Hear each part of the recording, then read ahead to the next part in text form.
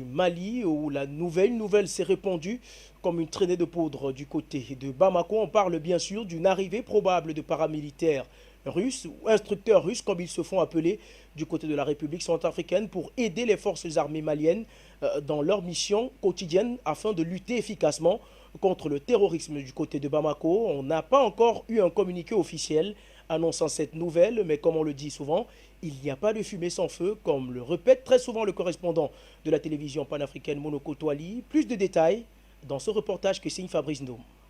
L'information a effet de bombe au cœur des grandes chancelleries occidentales. Les autorités de transition de Bamako, capitale du Mali, sont sur le point de concrétiser un accord militaire avec le groupe de sécurité russe Wagner. Selon des informations puisées à des sources dignes de foi, c'est plus de 1000 paramilitaires du groupe russe de sécurité privée Wagner qui pourraient bientôt arriver et venir former des soldats de l'armée malienne. Ces derniers seraient également chargés d'assurer la protection des autorités locales. La conclusion éventuelle de cet accord entre la junte au pouvoir à Bamako et la société russe privée Wagner viendra à coup sûr remobiliser les troupes maliennes sur le terrain. Seulement, le rapprochement de Bamako et le Kremlin inquiète sérieusement le Quai d'Orsay, qui a déjà lancé sa communication de diabolisation du groupe de sécurité à travers ses médias mainstream. L'objectif ici est d'amener la junte au pouvoir à renoncer à cet accord qui viendra exposer les bassesses et l'hypocrisie de la coopération militaire française en Afrique. Seulement, en quête de partenaires sûrs pour la stabilisation du Mali, en proie à des vives attaques terroristes qui ont arraché une partie de son territoire, Assimi Goïta et son équipe semblent bien décidés à diversifier sa coopération militaire. L'exploit parlant de la stabilisation de la RCA par le groupe de sécurité russe Wagner est plus qu'un élément motivateur. C'est donc une affaire à suivre.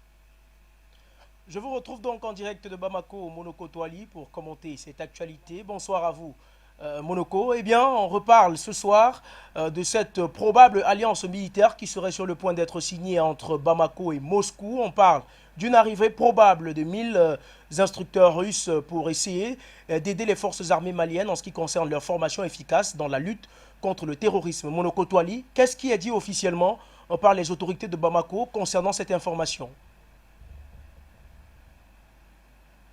Je ne sais pas si vous m'attendez, ben voilà, j'ai un souci de retour. Donc, si la technique pourrait m'aider à ce que je cerne un peu la question et intervenir, Junior. Eh bien, Monoko Toali, la question est celle de savoir, on reparle ce soir de cette information concernant une arrivée probable d'instructeurs russes du côté du Mali. Qu'est-ce qui est dit officiellement du côté de Bamako? Fort de répondre parce que j'ai les soucis techniques.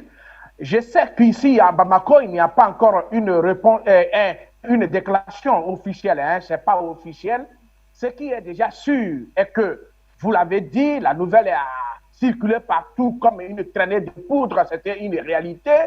Et qu'aujourd'hui, tout le monde est concentré sur le fait que les instructeurs russes, si même d'autres les appelaient ici ou ailleurs, comme des mercenaires, on est ici dans une logique d'instructeurs. Parce qu'un État qui se veut responsable, un État qui se respecte, ne ferait pas appel aux mercenaires plutôt qu'à des instructeurs ou à des partenaires sérieux. Alors, l'expression mercenaire, certainement pour décourager ou dénaturer la chose. Mais ce qui est important ici, Junior, c'est la réaction de la France qui donc nous donne le poids de croire que, effectivement, cette démarche est une véritable démarche qui est certainement avéré. Avéré pourquoi? Parce que Jean-Yves Le Drian, le représentant français, a donc dit ici officiellement dans ces différentes déclarations que si toutefois le Mali décidait d'avoir une signature avec cette structure d'instructeurs, alors là, la France retirerait ses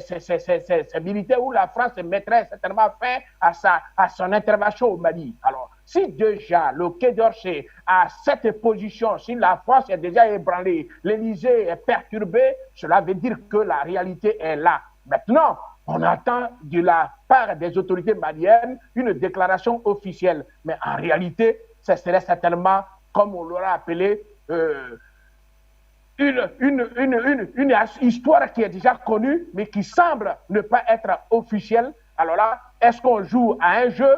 Mais la vérité est que tous les Maliens sont déjà au courant et la France déjà qui a pris position nous donne l'avantage de croire que c'est une vérité. Eh bien, Monoko Toali, le peuple malien n'a jamais cessé de réclamer le départ de la France de son territoire dans le cadre de la signature probable d'un accord militaire entre Bamako et Moscou. Paris menace de suspendre sa coopération militaire avec le Mali. Est-ce que le temps n'est pas donc venu au président Assimi Goïta d'accéder à cette demande du peuple malien d'enfin faire partir la France en signant cet accord militaire probable avec la Russie? Oui, justement, avant d'arriver à la question que vous posez, il y a une analyse que vous soulevez aussi indirectement. Aujourd'hui, pourquoi la France se fâche tant? Pourquoi la horreur de la présence russe sur le sol malien? C'est la vraie équation. Pourtant, la France, si elle avait conscience d'être venue au Mali pour aider le Mali, elle se serait aussi mise dans une logique d'ouverture d'esprit pour accueillir ceux qui viennent aussi aider le Mali. Malheureusement, la France ne l'attend pas de ses oreilles. Alors là, on peut donc supposer que le Mali est sur la bonne voie, parce que là, le Mali est en train de remuer ce qui était supposé irréel. On pensait que les accords entre les pays africains et la France ne seraient certainement pas remis en question, encore moins en cause.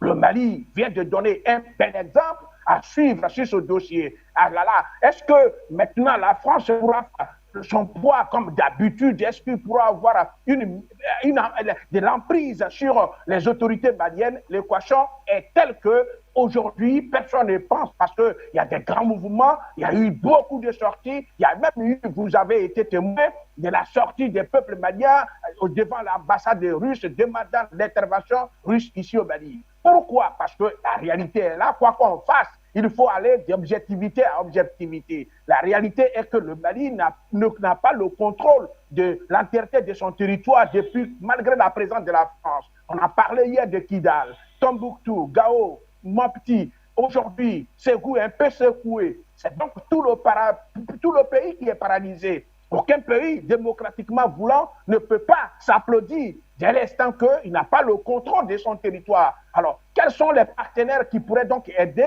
pour que l'autorité de l'État soit imposée sur l'étendue du territoire du Mali et que la sécurisation des personnes et des biens soit quand même une réalité? On est dans le virtuel avec la France. On est dans le virtuel, on parle, on fait de langage, on fait des discours, mais sur le terrain, chaque jour que Dieu fait, le Mali compte des morts, tant au niveau des civils que des militaires. Il y a bien lieu que les autorités maliennes pensent à autres partenaires. Et donc, la diversification des partenariats ou des partenaires dans le cadre de la sécurisation du Mali est une très bonne chose accueillie, mais faudrait-il que, cette fois-ci, les autorités aussi, à leur niveau, restent fermes.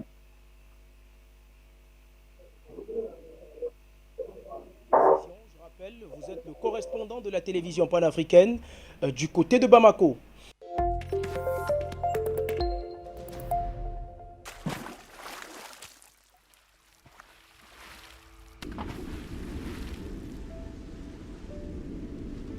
Afrique Média. Le monde, c'est nous.